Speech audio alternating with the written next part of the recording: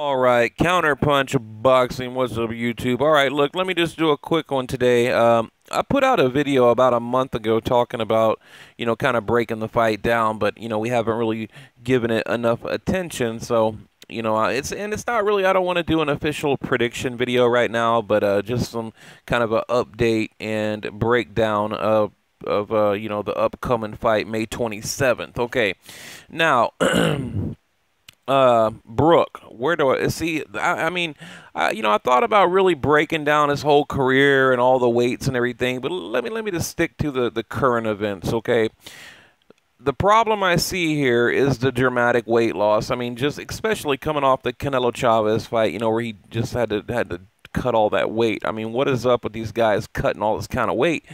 Going into the camp about about 5 weeks ago, he had 30 plus pounds to lose. Okay, I mean, that's going to be significant. That's going to be huge in this fight. Okay, about 34, 35 pounds that he had to lose to get back down to that welterweight limit. Because remember, this is for the welterweight, the 147-pound IBF welterweight title fight. Okay.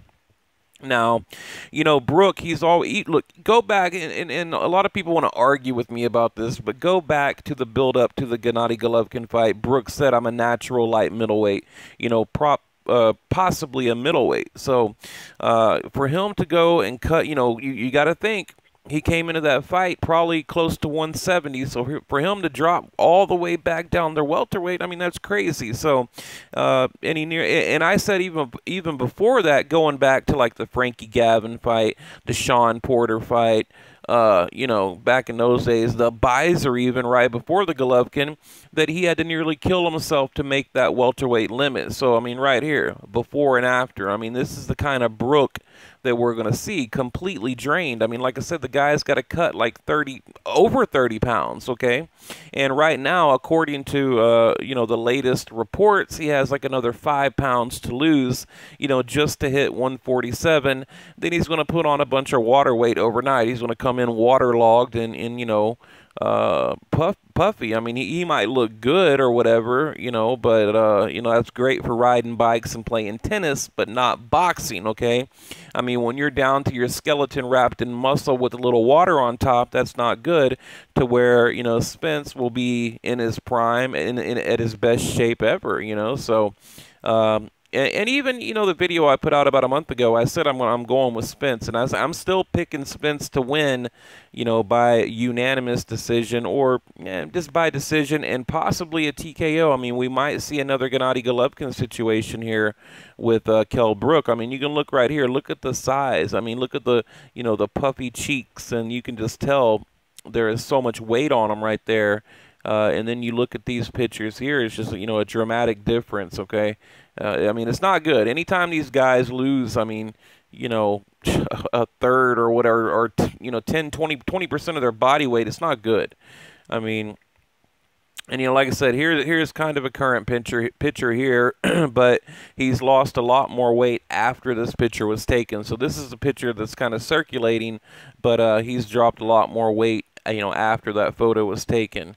So let me get to, we'll get back to these pictures here. Let me get to a quick article here, and this kind of sums up, what we're going over now, okay? And I'm going to make it quick because I don't like reading articles, but Brook has undergone a rapid weight loss process and getting down to 147 for the title defense against Spence, basically 3 weeks ago, blah, blah, blah. Okay. Now, it says right here, champion Brook is already down to 153 pounds. I don't see where the other 6 pounds is going to come from. Basically, to get down to welterweight, he's already a skeleton. I can just imagine how Brook is probably being worked over by his sparring partners in camp. He's too thin now. He went from being a fat, puffy-cheeked fighter 5 weeks ago to a skin and bones fighter. So he's saying, the transformation is scary. He's just not looking good, basically. And he's got to lose more weight, and he's already, skin and bones is what this guy's saying here.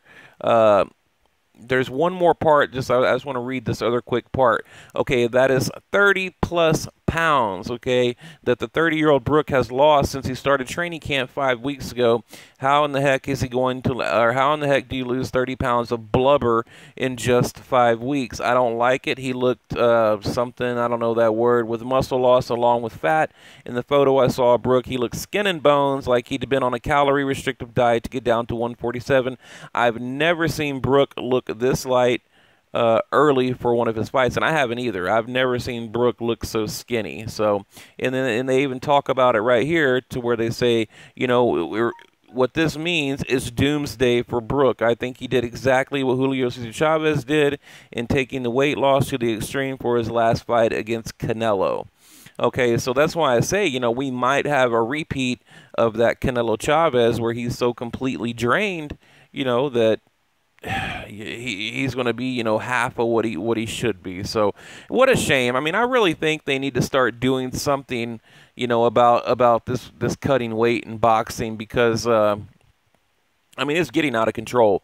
You know, when you have a guy that can, you know, drag another guy up a division like an Amir Khan, okay, and then he can come into the ring as a light heavyweight, I mean, that's dangerous. This is dangerous and irresponsible on the commission and on the sanctioning bodies. I mean, it really is. I mean, it's crazy to think. I mean, and I'm referring to the Canelo Khan fight, okay.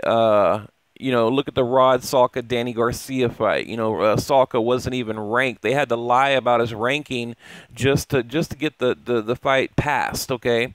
And they literally changed his ranking from like 70 something down to like 12 or 13 just to get the commission to approve the fight, okay? So there's, you know, this weight thing, I don't like it. But, you know, then again, I mean, who do you blame? It's like you can only really blame the fighter, right? Because you know, I mean, he's the one that wanted to jump up to middleweight and back down to welterweight when he should have just vacated that IBF. But, you know, he doesn't want to go out like that. And who knows, you know, maybe he'll come out and surprise us all.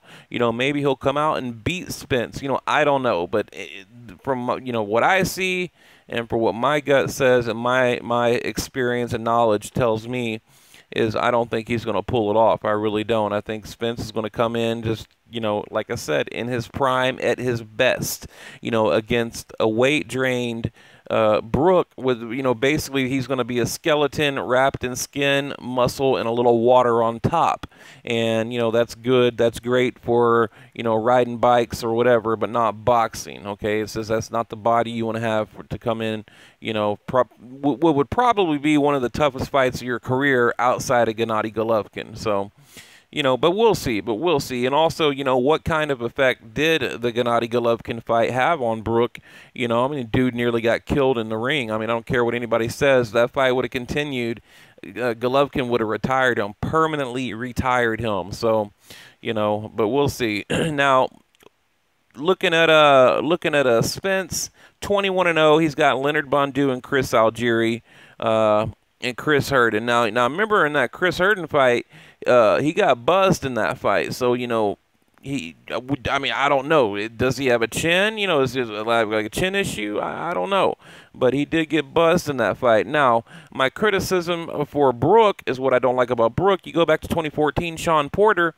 You know, where are all the fights at? Like, look at this shit. Like, you know, he's got the Don Lon fight, Frankie Gavin, Beiser, and then Golovkin. Like, you know, he basically has two notable names on his resume. So, you know, it's kind of, you know, you look at it, it's like, okay, this dude's got 37 fights, you know, 36-1 with two notable names, and then Spence has got 21 fights with two notable names, you know, so that's my criticism for Brook, you know, I mean, just that lack of elite competition.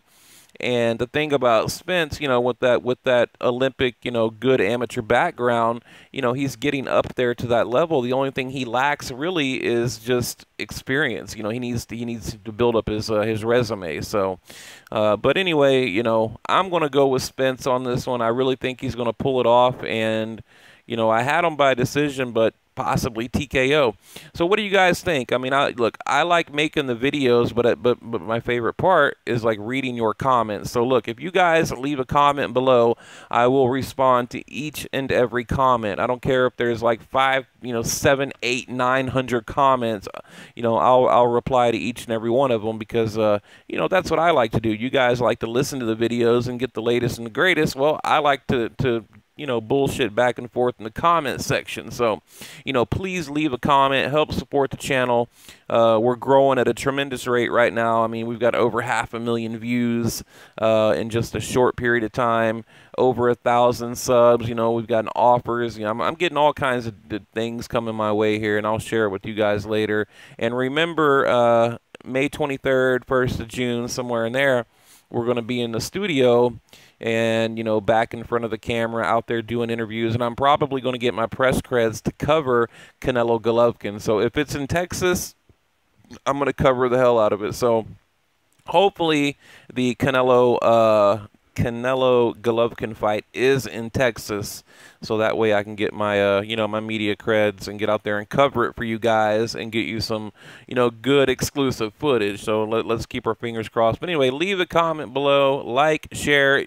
If you want to sub, go for it. If you don't, I'm cool with that. I don't want to be the channel that tells people to, or is out there begging for people to subscribe to my channel. But if you want to, go for it. If not, cool.